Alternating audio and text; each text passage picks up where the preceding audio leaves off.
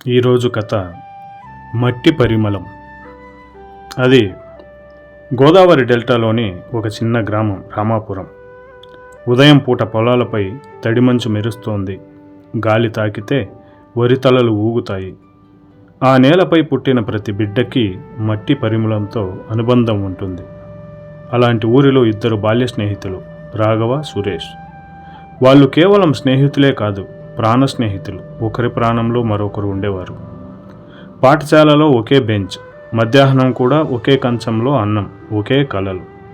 ఒకసారి గురువు అడిగాడు, పెద్దయ్యాక ఏమవుతారు అని. సురేష్ వెంటనే అన్నాడు, నేను సాఫ్ట్వేర్ ఇంజనీర్ అవుతాను సార్. అందరూ చప్పట్లు కొట్టారు.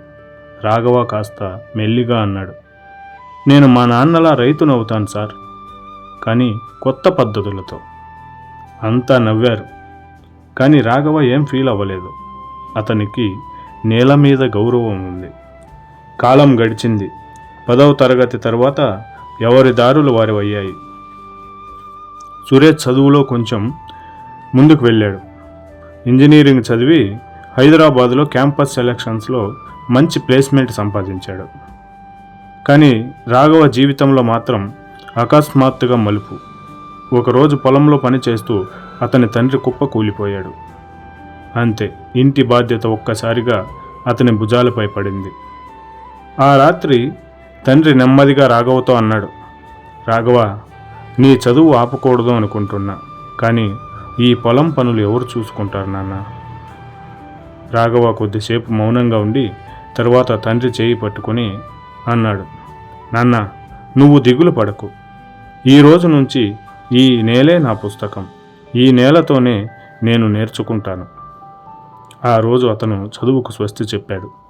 ఒక రకంగా తన కళను త్యాగం చేశాడు. ఇక సురేష్ జీవితం గాజు భవనాలు, ఏసీ గదులు, కారు, భారీ జీతం. పెళ్లి కూడా మంచి అమ్మాయితో ఘనంగా జరిగింది, పెద్ద హోటల్లోని ఫంక్షన్ హాల్లో. కానీ అతని జీవితంలో ఒక లోపం ఉంది. అది సమయం లేకపోవడమే. ఒకసారి సంక్రాంతికి ముందు తన అమ్మ ఫోన్ చేసింది, నాయనా, ఈసారైనా పండక్కి ఊరికి వస్తావా? అమ్మా, నాకు ప్రాజెక్ట్ వర్క్ ఉంది, రావడం కుదరదు. పండగైన తర్వాత మీరే వచ్చి వెళ్ళండి అమ్మా. ఫోన్ కట్ అయ్యాక అమ్మ మెల్లిగా అంది, డబ్బు దగ్గరైంది కానీ బిడ్డలే దూరం అవుతున్నారు. ఇక రాఘవ తెల్లవారితే పొలం పనులు, సాయంత్రం ఇంటి ముందు తల్లిదండ్రులు, చుట్టుపక్కల వారితో నవ్వులు. కానీ ఒక బాధ మాత్రం అతన్ని వెంటాడేది. అది అతని పెళ్లి విషయం.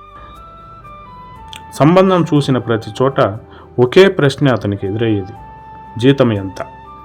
సమాధానం, పంట ఆధారం. దానికి అవతల వాళ్ళ స్పందన, మాకు సెక్యూర్ లైఫ్ కావాలి. ఒకసారి సంబంధం చూసుకొని ఇంటికి వచ్చాక తల్లి అడిగింది, బాధగా ఉందా నాయనా?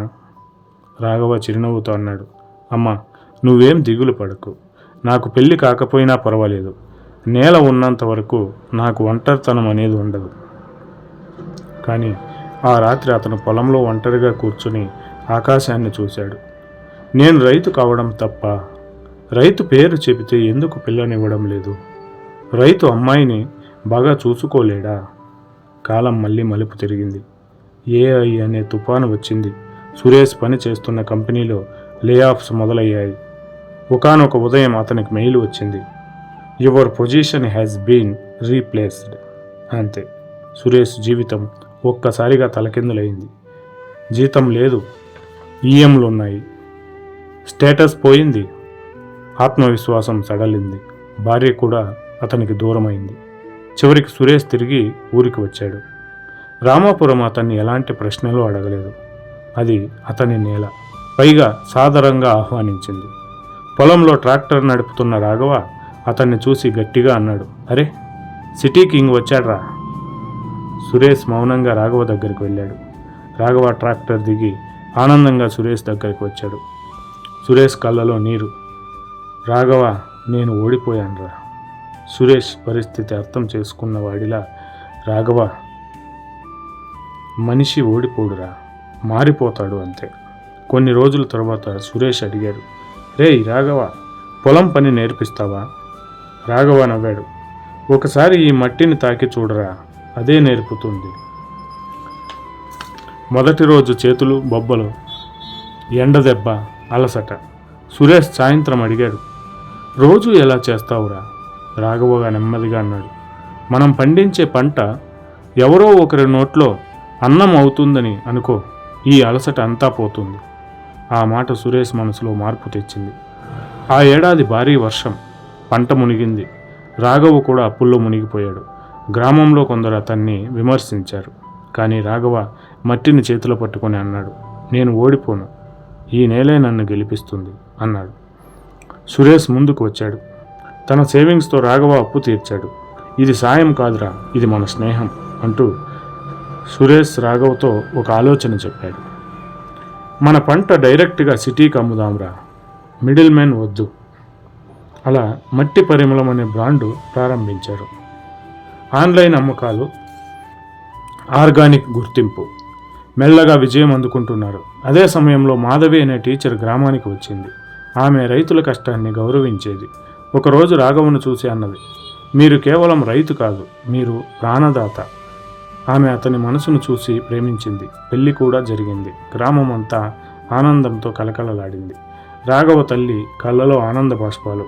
కొన్ని నెలల తర్వాత సురేష్ మళ్ళీ నిలబడ్డాడు, కానీ ఈసారి నేల మీద. ఒక సాయంత్రం ఇద్దరూ పొలం అంచున కూర్చున్నారు. సూర్యుడు అస్తమిస్తున్నాడు. సురేష్ నెమ్మదిగా అన్నాడు, ఏఐ నా ఉద్యోగం తీసుకుంది, కానీ ఈ నేల నాకు జీవితాన్ని ఇచ్చింది. రాఘవ చిరునవ్వు నవ్వాడు. డబ్బు మనిషిని నిలబెట్టదురా, మనసులో నిలబెడతారు. ఈ నేల నిలబెడుతుంది. గాలి వీచింది, వరి తలలు వంగాయి. ఆ నమస్కారం ఈ రైతుకే. రైతు కష్టం మన భోజనంలో ఉంటుంది. కుటుంబంలో ఉండే జీవితం నిజమైన సంపద. సురేష్ భార్య తిరిగి సురేష్ జీవితంలోకి వస్తుంది. ఆమెతో పాటు తల్లిదండ్రులతో కలిసి జీవించడం అతనికి ఎంతో ఆనందంగా ఉంది. ఒక విధంగా ఏఐకి అతను కృతజ్ఞతలు చెప్పుకున్నాడు. ఎన్ని కష్టాలు ఉన్నా అయిన వాళ్ళతో కలిసి జీవించడంలోనే అసలైన ఆనందం ఉంటుంది. పైగా రైతు జీవితం నిజాయితీకి నిలువుటద్దాం. అతను చెమటోర్చుతాడు, కానీ ఎవరినీ మోసం చేయడు. ఏది ఏమైనా చిన్నప్పటి స్నేహితులు ఏఐ పుణ్యమా అని మళ్ళీ కలిసి అర్థవంతమైన జీవితాన్ని ప్రారంభించారు. ఇక రైతుకు పిల్లనివ్వడానికి వెనుకాడే ఇప్పటి పరిస్థితుల్లో అతను ఎవరికీ తక్కువ కాదనే విషయం గ్రహించాలి. అద్దాల మేడలు ఎప్పుడైనా కూలిపోతాయి, కానీ ఈ నేలను ఎవరూ కూల్చలేరు. నేల తల్లిని నమ్ముకుంటే ఎలాంటి ఫలితం ఉంటుందో మనం ఈ కథలో రాఘవ పాత్ర ద్వారా తెలుసుకోవచ్చు. రైతును గౌరవిద్దాం, రైతు కష్టాన్ని గౌరవిద్దాం. జై కిసాన్.